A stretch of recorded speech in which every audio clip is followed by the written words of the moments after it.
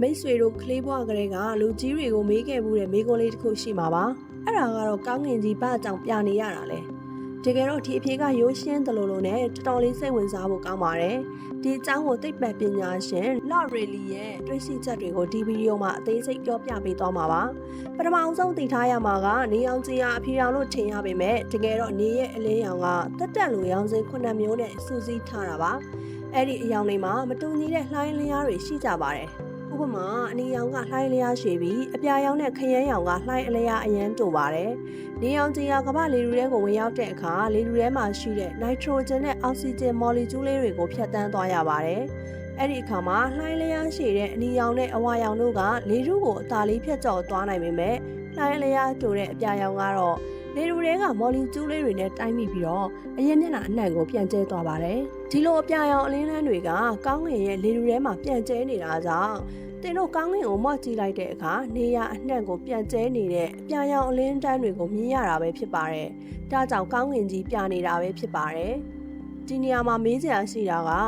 ခရမ်းရောင်ကအပြာရောင်ထက်လှိုင်းလျားပို့လို့တာကိုဘာကြောင့်ကောင်းကင်ကခရမ်းရောင်မဖြစ်ရတာလဲ။အကြောင်းရင်းကနှစ်ခုရှိပါတယ်။တစ်ခုကနေကနေခရမ်းရောင်ထုတ်လွှင့်မှုနည်းတာရဲ့နောက်တစ်ခုကလူသားတွေရဲ့မျက်လုံးကအပြာရောင်ကိုပို့ပြီးအာရုံခံနိုင်စွမ်းရှိလို့အပြာရောင်ကိုပဲမြင်ကြတာဖြစ်ပါတယ်။ဒါဆိုနေဝင်စိမ်မှာဘာလို့နီးနေတာလဲ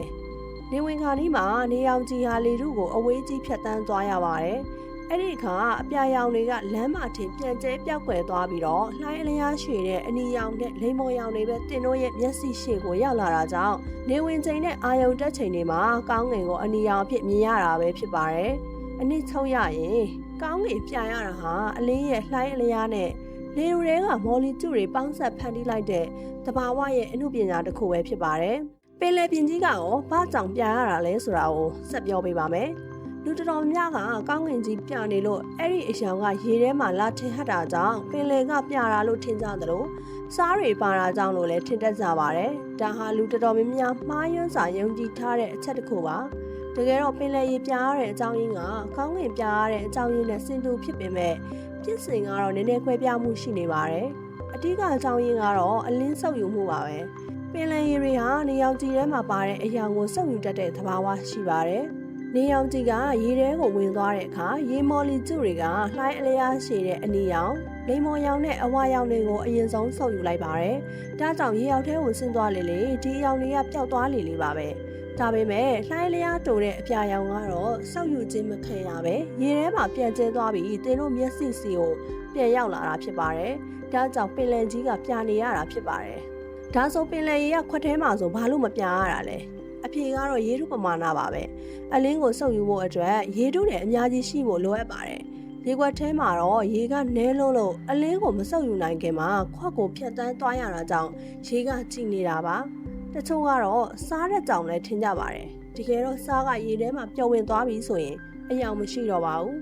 ဒါဆိုပင်လယ်တိုင်းကဘာလို့မပြရတာလဲတချို့ပင်လယ်တွေကဘာလို့စိမ့်နေရတာလဲရေစိမ့်ရခြင်းကတော့ရေညစ်ပင်တွေများနေရင်အဲ့ဒီအပင်တွေကအပြာရောင်ကိုစုပ်ယူပြီးအစိမ့်ရောင်ကိုပြန်ထုတ်ပေးလို့ပါ